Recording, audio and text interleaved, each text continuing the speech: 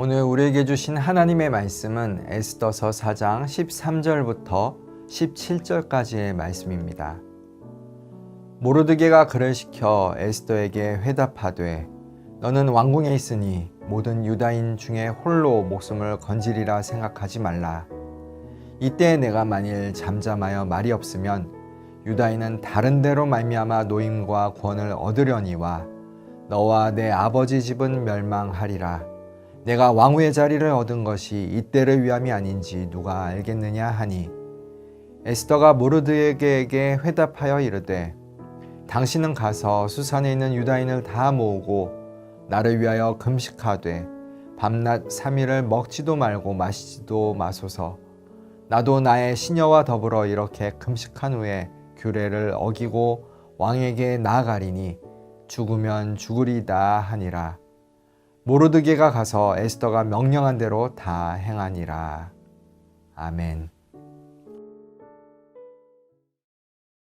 오늘 본문 말씀이 있는 에스더서는 이스라엘 역사 중 포로기 기간을 시대적 배경으로 한 책입니다. 말씀 배경을 살펴보면 에스더는 우여곡절 끝에 바사 제국의 왕인 아수에로 왕의 새로운 왕비가 되었습니다. 그때 에스더는 자신이 유대인 출신이라는 것을 알리지 않았습니다. 바사 제국의 총리 되신 하만은 그 땅에 사는 모든 유대인들을 죽일 음모를 꾸밉니다. 이 사실을 알게 된 모르드게가 사촌인 에스더 왕비에게 도움을 요청하는 내용이 바로 오늘 본문 말씀입니다. 주신 말씀을 통해 두 가지를 깨닫길 원합니다.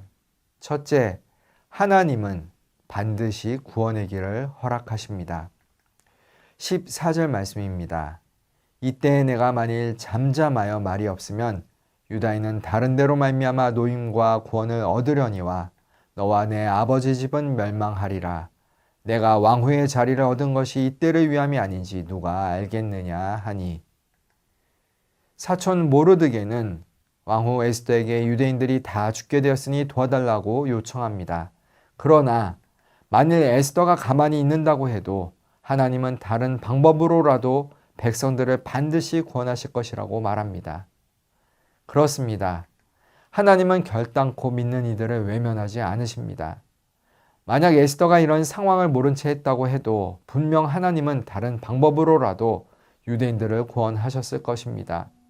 왜냐하면 구원은 전적으로 하나님께 달린 것이지 사람에게 달린 것이 아니기 때문입니다.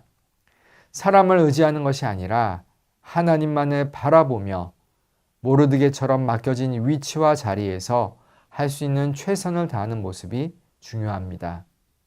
둘째, 나라와 민족을 위한 기도는 혼자 하는 것이 아니라 공동체가 함께해야 합니다. 17절 말씀입니다. 당신은 가서 수산에 있는 유다인을 다 모으고 나를 위하여 금식하되 밤낮 3일을 먹지도 말고 마시지도 마소서.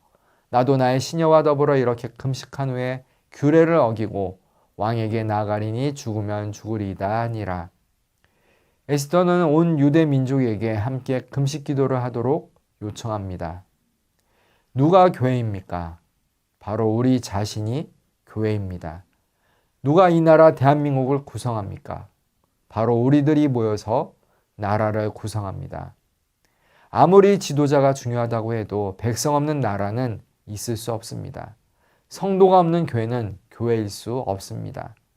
나라와 민족을 위한 기도는 혼자 하는 것이 아니라 함께 해야 합니다. 그럴 때 하나님은 그 기도를 들으시고 역사하실 줄 믿습니다. 오늘 하루 모르드게처럼 에스더처럼 우리나라 민족을 위해 백성들을 깨우며 함께 기도하는 우리 모두가 되길 주님의 이름으로 축원합니다. 기도합니다. 우리에게 교회와 나라를 허락하신 하나님, 모르드게처럼 에스더처럼 나라를 사랑하며 나라를 위해 기도하는 우리 되게 하옵소서. 그리하여 하나님의 구원하심이 우리 나라와 우리 민족에게 임하게 하옵소서. 예루살렘을 바라보시며 눈물을 흘리셨던 귀하신 우리 주 예수 그리스도의 이름으로 기도합니다. 아멘.